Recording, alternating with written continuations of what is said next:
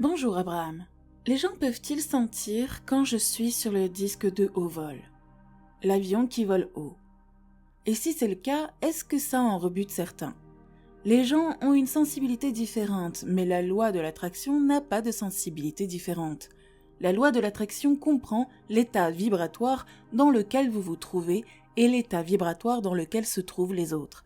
Et elle rapproche toujours ce qui correspond au niveau vibratoire.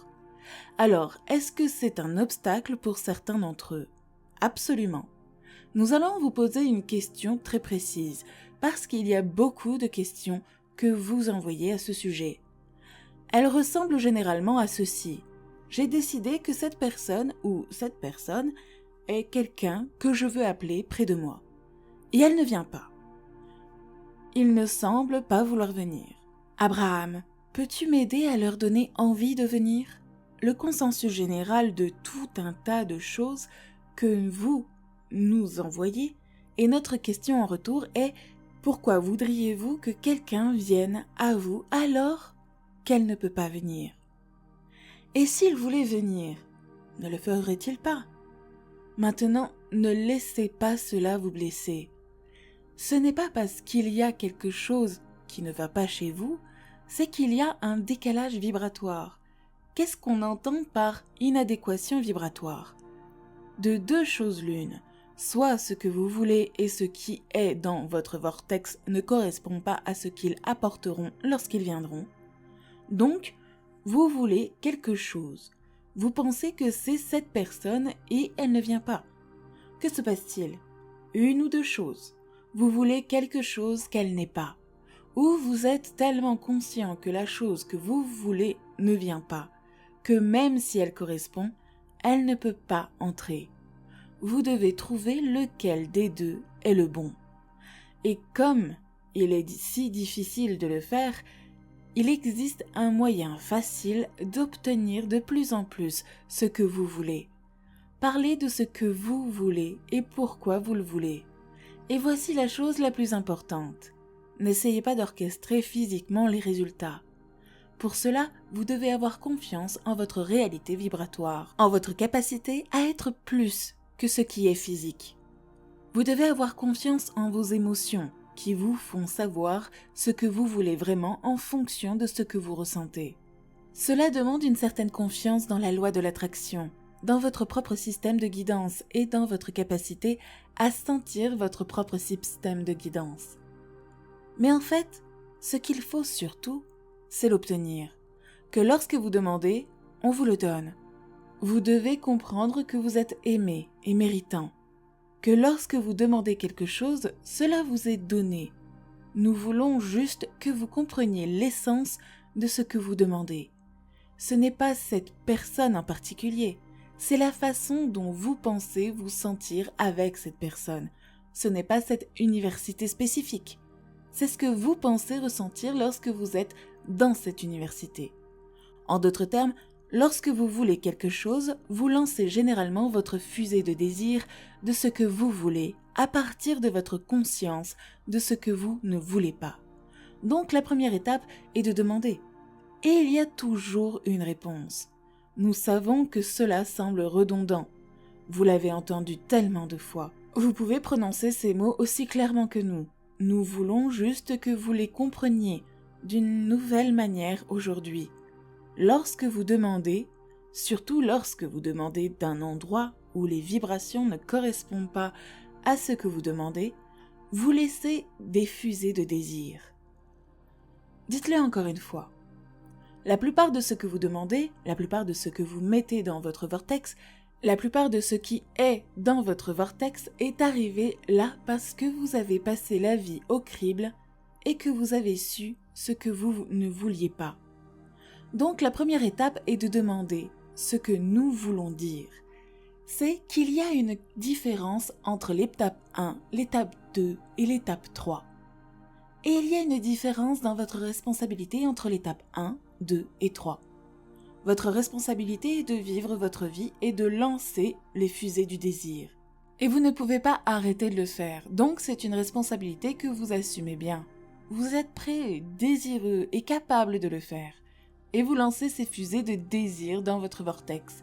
Et votre vortex est une compilation magnifique des choses que vous avez demandées. Et il l'est encore plus parce que la loi de l'attraction a rassemblé les composants coopératifs de chacune des choses que vous avez demandées. Ainsi, la loi de l'attraction a fait en sorte que votre vortex soit coopératif, que les parties de votre vortex soient coopératives les unes avec les autres. Donc, la première étape, vous l'avez fait. Vous le faites sans même savoir que vous le faites. La deuxième étape est que votre être intérieur se tient là comme un point d'attraction. Et la loi de l'attraction rassemble les composants coopératifs. Ainsi, tout ce que vous demandez est fait en fonction de son essence vibratoire, qui est le début de toute chose. Étape 1, étape 2, terminée. Alors, quel est votre travail? Quelle est l'étape 3? Quel est le travail que vous devez faire? Est-ce que c'est de justifier à quel point vous le voulez? Ce n'est pas le mode de réception. Est-ce d'expliquer combien vous avez travaillé dur et combien c'est difficile? Ce n'est pas le mode réceptif. C'est de vous plaindre à votre mère ou aux autres ou de vous battre contre le système, de justifier votre valeur par rapport à celle de quelqu'un d'autre. C'est de la résistance. Ce n'est pas permettre. Ce n'est pas être en mode réceptif. Votre travail singulier est d'entrer en mode réceptif. Alors, qu'est-ce que ça fait d'être en mode réceptif? Comment se sent-on lorsqu'on est dans un état d'être où l'on s'autorise à être conscient que l'on reçoit des idées, des chemins et des impulsions qui nous mènent là où l'on veut aller?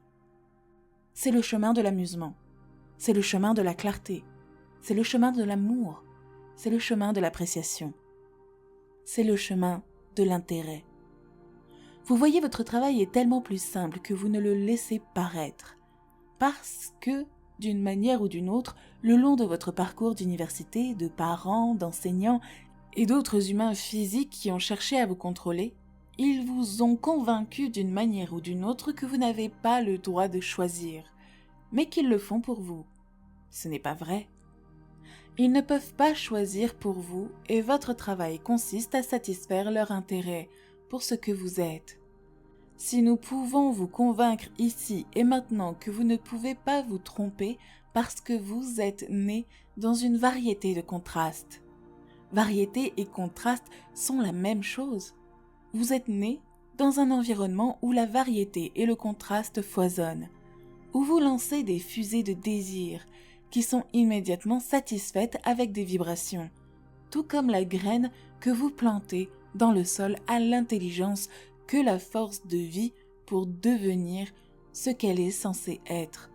Chaque désir que vous plantez dans le vortex est exactement la même chose.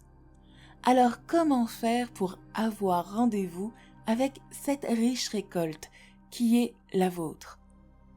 Vous arrêtez d'essayer si fort et surtout vous arrêtez d'essayer de faire plaisir aux autres. Vous devenez un composant coopératif de votre propre vortex.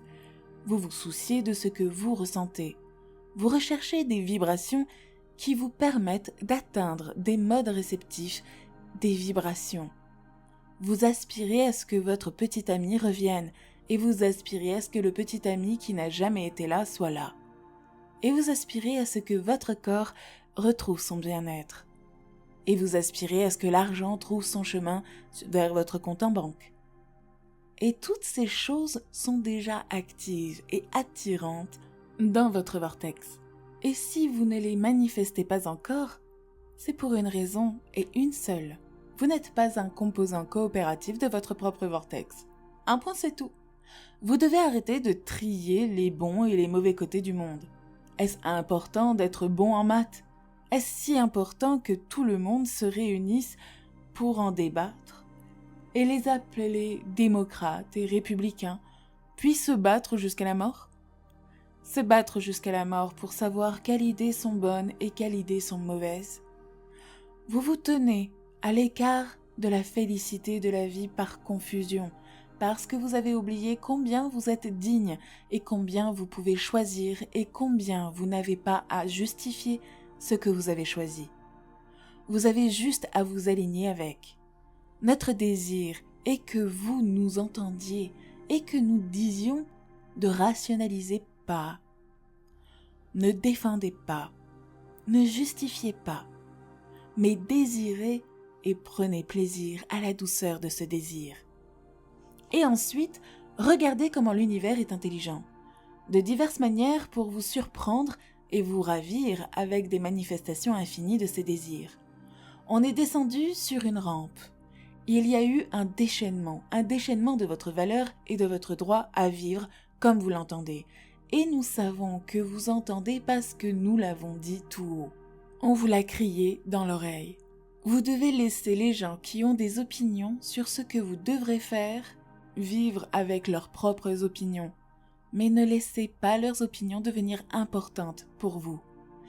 Il n'y a qu'une seule opinion qui compte pour vous et c'est l'opinion de la plus grande partie de vous-même qui se tient là où se trouvent toutes les choses que vous voulez.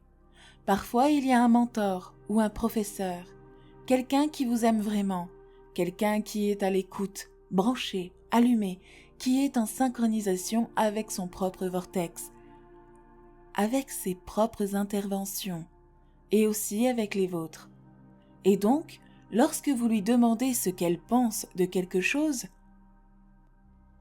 elle peut vous parler à partir de cette vision plus large. Mais vous vivrez beaucoup moins de stress et beaucoup moins de confusion si vous demandez moins l'opinion des autres et si vous vous sentez plus proche de l'opinion, de la connaissance de votre être intérieur. Nous allons vous donner un cours accéléré. Votre être intérieur ne fait qu'aimer, il ne déteste jamais. Donc, si vous détestez quelqu'un, vous n'êtes pas en phase avec votre être intérieur ou avec votre vortex et votre épanouissement est en suspens pour le moment. N'oubliez pas de laisser un message positif et de vous abonner.